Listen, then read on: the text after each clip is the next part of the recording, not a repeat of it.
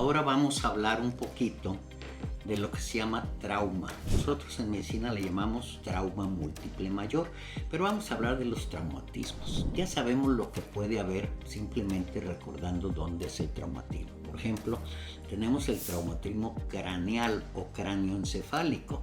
Es cuando hay un golpe en la cabeza, en la parte externa, o sea, en el hueso del cráneo puede haber fracturas, inclusive hundimientos del hueso, y luego se llama cráneoencefálico porque puede repercutir a la masa encefálica, al cerebro. ¿Qué otra cosa se puede afectar en un traumatismo? Pues la columna vertebral. En medio tiene un hueco por donde baja una prolongación del cerebro, del encéfalo, que es la médula espinal. Si se lesiona una vértebra, me puede lastimar la médula y me puede ocasionar en los casos muy graves lo que se llama una ruptura, una sección medular, y el paciente, si es en la parte del cuello, pues se queda cuadripléjico, o sea, no mueve ni los brazos ni las piernas, y eso generalmente no tiene remedio. Luego, ¿qué otra cosa podemos tener? Bueno, puede haber traumatismos en el tórax, que ya son traumatismos ya muy serios, traumatismo del abdomen, fracturas del hueso de la pelvis, fracturas de los huesos de las piernas o fracturas de los huesos de los brazos, o esguinces, o sea, todo eso entra dentro del trauma múltiple mayor. Vamos a hablar ahorita de un aspecto muy importante, los golpes en la cabeza. ¿Qué sucede cuando alguien se da un golpe más o menos fuerte en la cabeza? Probablemente no pase nada. Sin embargo, a los pocos días, pueden ser a los 3 días, a los 5 días, a los 8 días, yo he visto casos hasta los 20 y tantos días, la persona empieza a manifestar signos de alarma neurológica. Por ejemplo, el individuo habla la voz media arrastrada, no puede hablar bien, o al caminar no tiene buen equilibrio. Entonces son datos que me dicen algo está mal. Vámonos al hospital para que lo revisen, y en el hospital le hacen la tomografía y resulta que trae una hemorragia en el cerebro que no dio síntomas. Cuando llegó al principio que ustedes lo llevaron al hospital, no había datos ni en la tomografía. ¿Por qué? Porque todavía no se estaba formando ese sangrado. Pero con el tiempo empieza a formarse cada vez más, hasta que se forma lo que se llama un hematoma intracraneal. Eso pues obviamente amerita drenaje quirúrgico, o sea, operarlo, ¿verdad? Muchas veces es un pequeño trépano y por ahí se drena el hematoma, no hay que abrir todo el cráneo, mucho menos, ¿verdad? Bueno, todo depende del caso. Entonces, eso es muy importante en los golpes en la cabeza. Para las personas que no son médicos, un dato muy importante es el siguiente. Si esa persona se golpeó la cabeza, inclusive perdió el conocimiento un ratito y luego se recuperó, véanle las pupilas. Si una pupila está más grande que la otra, ese es un dato muy importante de alarma. Inmediatamente hay que ir al hospital y hacer una tomografía porque probablemente trae un hematoma que ya está acumulando bastante sangre. Otra cosa importantísima en un accidentado es no movilizar el cuello. Si nos toca ver algún accidentado en la calle, lo primero que hay que hacer es que una persona le detenga la cabeza y si lo van a volver del lado, que sea un movimiento como en bloque, porque si por un lado se mueve el cuerpo y la cabeza no, pues entonces ahí las vértebras pueden ocasionar un daño a la médula espinal. Entonces los movimientos tienen que ser en bloque, no sentarlo, simplemente ponerlo. Si está respirando bien de cúbito, o sea, boca arriba, bueno, está bien, ¿verdad? Pero si ven que está roncando o respirando, ponerlo del lado izquierdo o del lado derecho. La pierna que queda abajo extendida y la pierna que está arriba doblada. Eso para que respire bien. Pero importantísimo, no movilizar el cuello, no mover la cabeza hacia los lados, y mucho menos el cuerpo se mueve hacia un lado y la cabeza hacia otro. Eso es muy peligroso. Puede ocasionar una lesión medular. Y viene el otro accidente que ya lo hemos visto. Es muy grave, la peor urgencia que nos podemos encontrar, el paro cardíaco. ¿Quién va a atender un paro cardíaco? Pues yo creo que nadie, porque la mayoría pues no son médicos. Pero a lo mejor puede haber un médico. ¿Y qué va a hacer si hay un paro cardíaco? Desafortunadamente, pues ahí prácticamente nada, a menos haya un equipo de reanimación.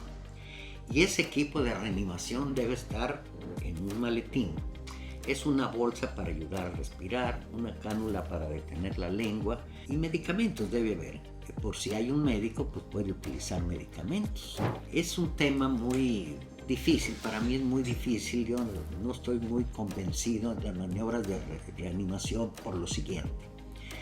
Si desgraciadamente estamos ante la evidencia de un paro cardíaco, todo depende de las circunstancias. Si ustedes ya tomaron un cursito y ya saben lo que hay que hacer ante cómo detectar un paro cardíaco y les pasa eso en un centro comercial, ¿qué le van a hacer al paciente? Masaje cardíaco, lo que ustedes quieren y gusten, pero en lo que llega la ambulancia, en lo que llegan los paramédicos, todo ese tiempo de estar dando masaje, es tiempo que no hay suficiente oxígeno que llegue al cerebro. ¿Qué va a pasar? Se va a dañar el cerebro. Entonces, si esa circunstancia sucede en un hospital donde hay médicos entrenados y equipo, bueno, es factible que un paro cardíaco reversible, digo reversible porque hay personas ya de 90, 95 años muy enfermas que tienen un paro cardíaco, bueno, es la evolución normal en la vida, ¿verdad? Pues ya no tiene caso darle masaje. Se le hacen maniobras, si acaso unos 5 minutos, pero ya sabemos que no van a resultar. Entonces, eso es lo que les quería comentar en relación a los traumatismos. Uno, saber qué hacer cuando hay un golpe en la cabeza y lo que puede pasar, niños y adultos. Para terminar, les voy a platicar un caso. Este es un muchacho que empezó con dolor de cabeza. Se compró una aspirina, iba a la escuela y se compró una aspirina, luego 2 y guardaba los sobrecitos en su buró. La mamá detecta que muchos sobrecitos de aspirina y le pregunta que de dónde los sacó. Dice, mamá, es que me duele la cabeza y ahí los ponía. Pero al principio con una aspirina se me quitaba, luego con 2, luego con 3, hoy me estoy tomando hasta 4 o 6 al día. ¿Y por qué no me habías dicho, mamá? Pues nomás es un dolor de cabeza. No vas a la escuela y vamos con el médico. Llegan con el médico X y le diagnostica un ataque de migraña y lo interna en un sanatorio privado. ¿Cómo me enteré de este caso? Porque los papás fueron a pedirme ayuda, porque el muchacho tiene 3 días, sigue con los dolores de cabeza, se le calman con la inyección, con la pastilla, ya está desesperado, ya no quiere estar en el hospital. Y pues querían otra opinión. Al revisarlo, obviamente hay que hacer una exploración neurológica. De los datos que yo les dije, la pupila dilatada y otros datos, no había ninguno, excepto al tallar la planta del pie, los dedos se deben flexionar.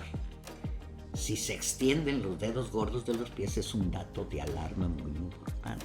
En este muchacho había ese reflejo anormal. Entonces, ¿cuál es la conducta a seguir? Digo uno como médico.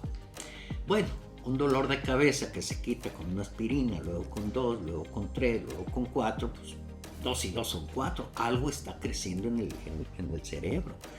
Y lo primero que uno piensa, pues en un tumor. Pues se le hizo la tomografía y resulta que pues sí traía un tumor, pero de sangre. De ahí al quirófano. Yo estuve en la cirugía de visitante nada más, no, yo no soy cirujano. Se le drenaron cerca de 200 mililitros de sangre de un hematoma. Todo salió bien, se dio de alta a los pocos días y a los 15 días fueron a llevarme un regalito de agradecimiento. Lo primero que les pregunto, que cómo estaba el muchacho, que muy bien, bla, bla, bla. Dije, oiga, pero fíjese que esos hematomas es por golpes en la cabeza. Dice, mire doctor, anoche precisamente cuando estábamos merendando, nos acordamos que usted nos preguntó mucho si se había golpeado en el fútbol, en la bicicleta, y pues no, y no, y no. Fíjese que sí. Hace como 15 días antes de empezar con los dolores de cabeza, en unas posadas le dieron con el palo de la piñata en la cabeza. Y pues él hizo el chipote, le pusimos alcohol y no pasó nada.